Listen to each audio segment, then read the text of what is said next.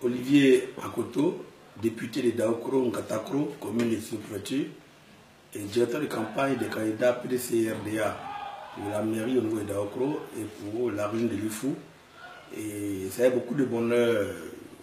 Je me réjouis aujourd'hui du fait que mes deux candidats, en l'occurrence le professeur Yakofi Aubert, a été élu avec brio pour la mairie de Daokro et le président Traoré Dankolia désormais tient les rênes de la région de Lifou. Et donc c'est l'occasion pour moi de dire un grand merci à toute la population de Lifou en général et en particulier celle de Daokro qui a bien voulu faire confiance, investir leur confiance aux deux candidats des hauts cadres de la nation, le professeur Kofi Aubert pour la mairie et le président Traoré Dankolia pour la région de Lifou. Des grands merci à tous les militants du PDC-RDA, des grands merci à tous les sympathisants et à tous ceux qui, de près comme de loin, ont contribué à la victoire éclatante des deux cadres de Lifou. Et je pourrais profiter en même temps pour lever un peu le voile sur l'actualité politique en Côte d'Ivoire. Je voudrais sincèrement demander à tous les acteurs politiques, pour RAGP, PDCI et tous les acteurs PDC, tous les acteurs politiques de Côte d'Ivoire, de demander de savoir raison garder, de mettre à la terre.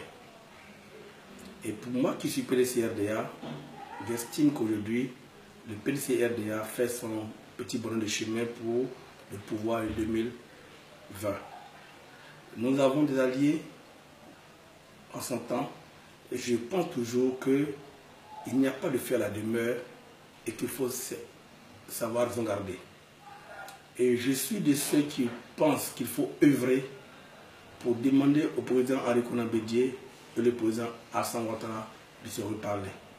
Et donc moi je veux qu'il y ait toute une action qui va être menée pour que ces deux dignes fils de Foboaï et ces deux grands leaders puissent se retrouver pour se parler.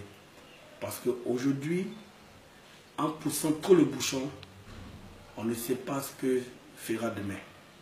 Et je pense qu'il faut encore donner une chance au président Henri Konan Bédié et au président Alassane Ouattara pour se reparler pour le grand bonheur des Ivoiriens. C'est l'occasion pour moi de demander à tous les états-majors de ne pas trop souffler sur le feu, d'aller doucement, de modérer les différentes positions pour qu'on puisse se donner encore une chance. Une chance.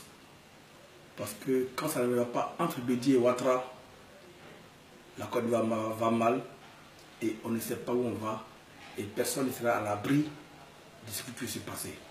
Donc moi j'ai foi, j'ai confiance, je pense qu'il y a encore une alternative, il y a encore une chance à donner.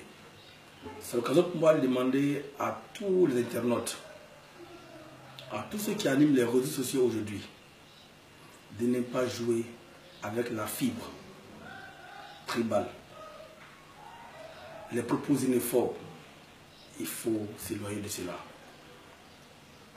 La xénophobie, le tribalisme, c'est des grands vecteurs de division et qui peut déstabiliser une nation, un pays.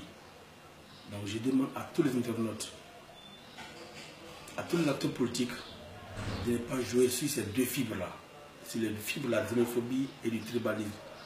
En moins d'un mois, nous voyons qu'il y a beaucoup de propos qui sont tenus sur les réseaux sociaux, de la presse, qui attaquent les différents leaders politiques et je dis non, je condamne cela. Je condamne cela et je demande aussi à la presse de ne pas prêter le flanc pour faire prospérer cette mauvaise image, ces souvenirs douloureux que l'on veut plus revivre en Côte d'Ivoire. Et en tant qu'élu de la nation, c'est de manière volontaire, je prends la parole pour dire que vaut mieux prévenir que de guérir.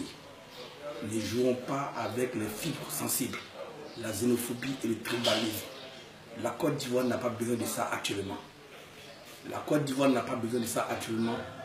Les Ivoiriens ont d'autres problèmes. Les Ivoiriens ont faim. Les élèves ont du mal à aller à l'école parce que l'école est chère. Les jeunes Ivoiriens n'ont pas de travail. La population a des problèmes. Il faut penser au quotidien des populations ivoiriennes. Pour défaire la politique politicienne, en tassant telle ou telle personne, et un insultant. Je voudrais aussi interpeller nos animateurs des réseaux sociaux de savoir raison garder. Il n'est pas bon de citer le président Henri Konan Bédié. Le président Henri Konan Bédié a beaucoup donné à la Côte d'Ivoire. Le président Henri Konan Bédié continue de donner beaucoup à la Côte d'Ivoire. Le président Henri Konan Bédié est le catalyseur de la politique ivoirienne. Il faut avoir un souvenir récent. Et ne pas le traiter comme c'est fait, comme certaines personnes le font aujourd'hui. Et à l'âge que le président Henri Konan Bédié a, je veux que vous priez Dieu pour avoir cet âge-là aussi. Et arrêtez de citer le président Henri Konan Bédié. Je n'ai pas aussi connu le président Alassane Ouattara parce que le président Alassane Ouattara est le chef de l'État.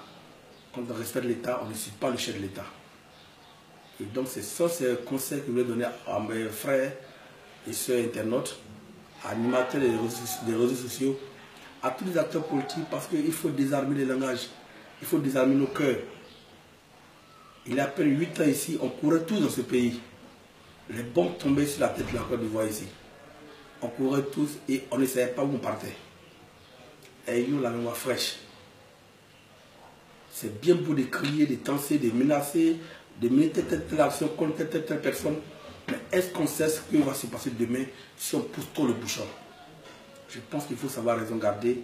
Et en politique, tout est gérable, tout est négociable. Tout est négociable. Et moi, je suis de ceux qui pensent qu'il faut donner une seconde chance entre le président Bédié et le président Ouattara. Et puis penser à nos enfants, penser à nos jeunes qui ont besoin de sérénité, de quiétude. Et penser à la population ivoirienne qui a besoin de stabilité, qui a besoin de paix pour un lendemain meilleur. C'est ces mots d'apaisement que je voulais donner pour demander à tous les acteurs politiques de modérer, d'aller doucement, parce que c'est la Côte d'Ivoire qui doit être au devant de tout ce que nous menons comme action.